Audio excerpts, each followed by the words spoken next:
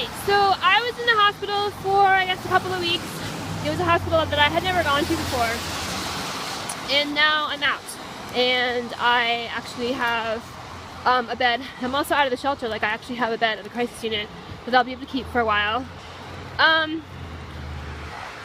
I knew about it yesterday. Like yesterday I was quite surprised when the social worker said to me, the social worker at the hospital said to me, you can have one of these beds, one of the Department of Mental Health beds at a crisis unit, and you can kind of sort of stay for a while. Like usually in a crisis unit, it's only like 3 to 5 days, but then there are certain beds that are set aside for Department of Mental Health clients, and that's what I've been working on for 2 months. For 2 months, yeah, and now 2 months, and 2 crisis units, and 3 involuntary shots of medication in my butt on Thanksgiving Day later, after being harassed all morning by staff at the hospital. I finally have the rest of that. You know, it was just, you know, why do I have to go through all this? You know, I'm not hurting anybody. I'm not trying to like ruin anybody's life. You know, why is it so difficult for me to just be able to live my life from one day to the next? You know? And I felt like I had to, you know, I mean, of course I didn't have access to my phone the entire time. Apparently also, I made a mistake in terms of transferring, money from, well, I try to keep my money account separate.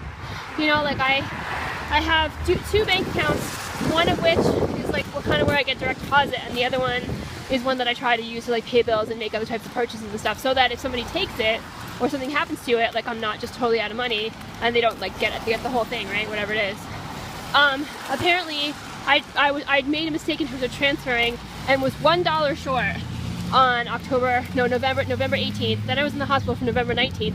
They charged me $35, which they've now rescinded. Like, they've taken that back. But what they have not done is erase the $6.99 charge per day that they have charged me the entire time that I've been in the hospital, when I did not have access to my phone and had no idea what was going on. So it's over $50 that I'm being charged because I was in the hospital and had no idea what was going on over $1. $1. Right? So all you people who don't know what it means to be poor, this is what it means to be poor. You know? But it's not even just being poor. I mean, I just walked out of the driveway of the crisis unit, and there was a car driving into the driveway of the crisis unit. The license plate was B-more-9.